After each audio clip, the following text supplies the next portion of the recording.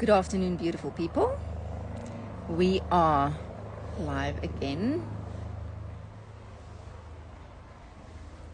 Today, amazing Dr. T. She's going to come on in a second. There she is. Hello, hello, hello, hello.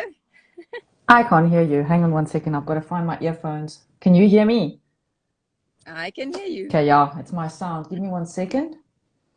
Otherwise, I'm going to have to plug out that microphone and then because I can't hear you. Just give me a minute. In the meantime, I'm having my absolute last cup of coffee because if I drink coffee later than actually 2 in the afternoon, then I can't sleep. And today we are talking about sleep and worry with Dr. T. Sleep is something that I battle with, and I've always battled with, and I do have my natural solutions that I use now. But my goodness, every now and then it just goes haywire. Yeah, that's pretty normal. And I'm going to tell you the same happened with me last night. My husband's just left. He's gone on a trip. I sleep very soundly when he's here because then there's not a care in the world. My protector is like right next to me in the bed. Last night was tough, and even though I used my usual natural solutions, I did find myself after about an hour remembering that when he's not here, I have this amazing timer called Insight, or app called Insight Timer, and I put on my regular yoga nidra, Oh, and 10 yes. minutes and I was out. So don't forget, listening to someone else to take away your focus from your own worries and world can be also very supportive. Oh, absolutely. That is one of the most amazing apps, and I love the Yoga Nidra meditations. They are absolutely amazing. If it weren't for them, I think I also wouldn't get through a night without some sleep sometimes. But let's talk a little bit about worry and why. There we go. And why that is a topic that you think is worth addressing. Well, if we look at emotions in general, especially when we start looking at traditional Chinese medicine, not that I'm a traditional Chinese medicine practice, or I don't practice it, but I really follow the information on there very closely. For very many years, being trained as a scientist, you don't get taught to even think about the fact that emotions can have a very big effect on your body. And of course, in Chinese medicine, that's the whole idea. So there's many emotions that can keep you awake at night, especially the ones that are associated with when certain organs are functioning at their optimum. And worry, of course, being associated with the spleen in the stomach, probably not going to keep you awake all night, because if you think of when the stomach and the spleen, the worry is actually stored in the spleen, by the way, it messes up your energy, your key. But that's the time there is between, I'd say, I think, if I remember correctly, I think it's from seven to nine and then 9 to 11, right? But I think where the worry becomes a problem here is because of the anxiety, because usually we Mm. are becoming anxious when we worry about things, whether they're real or not, is a completely different topic for a different life. But Yeah. when we worry, we have anxiety, and I think the anxiety has a lot to do with some of the other organs and some of the other reasons why we don't get to sleep at night. Mm. It's anxiety is a good keyword, because for me, one of the things I needed to break when I started to look at what am I going to do to actually get through the night. I actually got quite anxious when I got into my bedroom, when I got into my bed, because I knew, and sometimes that still comes up, I knew this is a place where I don't sleep, wake up, and to break that pattern is actually quite hard, and it's something that we just have to keep going at and keep working at. It's that outdated beliefs. I like that word, outdated belief. It's letting go and finding joy and the thrill in the incremental steps you need to take to let go out of that outdated beliefs. I mean, when we do worry, there's a lot of things that go wrong in the body, whether it's affecting certain organs, whether it is increasing your depression level. Some people even get to a panic attack kind of state. Mm. But one thing is for sure, worry definitely leads to extreme fatigue. And that means you're going to be tired during the day. But not only that, it really is going to affect your sleep cycle at night as well. So that sleep routine, as you mentioned it, and it's good that you've noticed that you actually become anxious when you go into your bedroom, because now you know you've got to replace that belief with something that is more positive, so that you can make those incremental steps to making it a safe haven. In other words, not having that fear of thinking, oh, no, I'm not going to sleep again. I'm going to feel like rubbish tomorrow. I'm going to be in a bad mood. I'm going to have a really bad day. I'm not going to function like I should. Oh, that is so it, hey? And I guess that's also why diffusing essential oils for me was such an amazing thing, because I use them intuitively.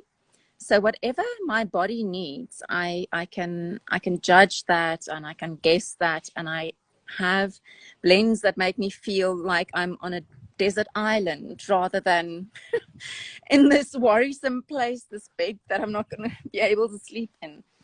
And that has made a huge difference for me, at least. And I suspect I'm not the only person in the world that has had this experience.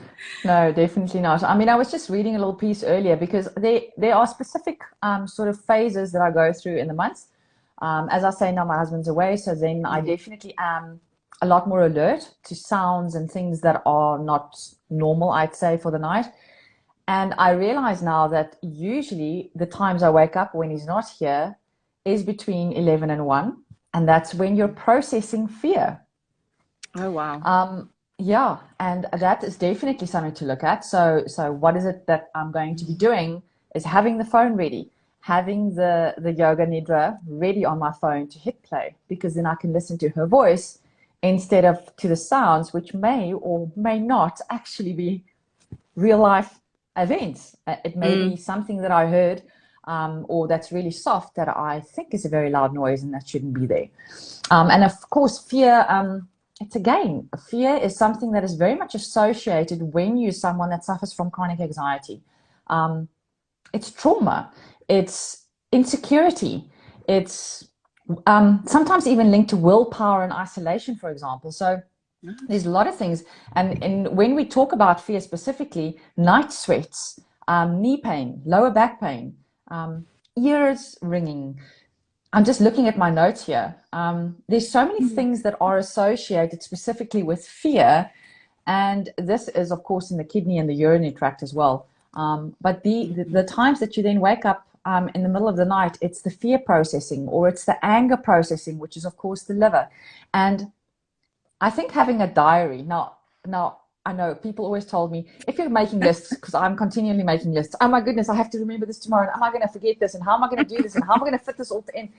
Have a notepad and a pen next to your bed and write the lists. I'm like, no, because then it means I actually have to open my eyes and have a light so I can see what I'm writing, and then I'm wide awake. I mean, light just completely, it's got to be pitch black for me.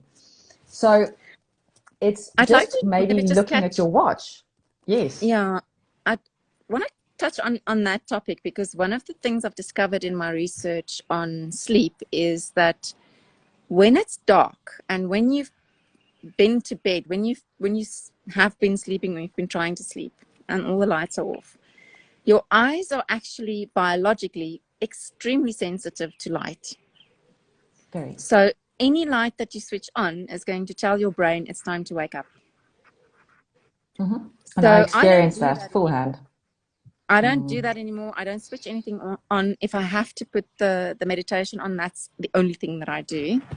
It has certainly helped me. I mean, there are other things you can do to reset your circadian rhythm and all that stuff, but some of that is in some of the other videos. But I want to maybe talk about, just quickly, because we can talk about this all day, right? Yes. Worry and physical symptoms. I mean, I bite my teeth terribly when I worry. So as you were also saying, muscle spasms. Yeah. And if you have a look at your tongue specifically, now this is going to be gross, so I'm not going to put my tongue out right now. But the first thing when you wake up in the morning, before you brush your teeth or before you do any kind of tongue scraping or oil pulling or anything in that instance, go and stick your tongue out in the mirror as far as you can And your tongue actually has, I mean, you can go and Google it. There's so many good tongue charts online, but your tongue actually tells 1,000 tales. So if you, for example, that could have been a tongue twister, but it came out okay. So on the sides of your tongue, if you have those little indents, um, that's showing you, you know, your teeth marks on the sides. It's showing you that you are having tension while you sleep. Now, of Mm. course, if you have that diary in a sense where you know which times you're waking up, you'll understand which emotion you're processing at that particular time, and therefore also know what organs you can support. So then you can sort of try and dig down to the root cause of why you are tensing up like that at night. And that's a really good starting point. But definitely those telltale signs. I've seen many people with a it almost looks like they've put their tongue or their teeth into plaster of Paris, and then, you know, the tongue sort of like goes in there like the plaster of Paris with this perfect shape with the teeth indents, and that's insane. I mean, we have a lot of natural solutions that can help with that, but that's something you need to look out for, because then at least you have a starting point to work from. Now, there's so many things that will tell you if you're having sleep problems, if you're having worry problems. To be honest, I don't know anyone on this planet that doesn't have one of those two problems at some point in their lives. So I think we can all relate. Thank you so much for spending some time with me. It's been great chatting, and we Definitely. will chat more because we have loads of topics to talk about and things that are interesting that we can support with natural solutions, right? Definitely, yeah. And as long as we can pinpoint sort of the root cause, then we know where to go from, and that'll make the person experiencing them a lot more at ease as well. Because as soon as you understand things better, it's almost like you can let go of that, or start processing to let go. Because I'm still a control freak. I still struggle to let go of certain things, but as soon as you start understanding, it becomes easier to replace some of those limiting, I'd say, or outdated beliefs with something that is more concrete, that's more real. Great. So anybody watching this on the replay, drop us a replay in the comments. Like and follow us if you like our content. And we will see you next week, Wednesday, with whichever topic we decide on at the last minute. Have a wonderful day, everyone, and a wonderful week. And we shall talk soon. Thank you.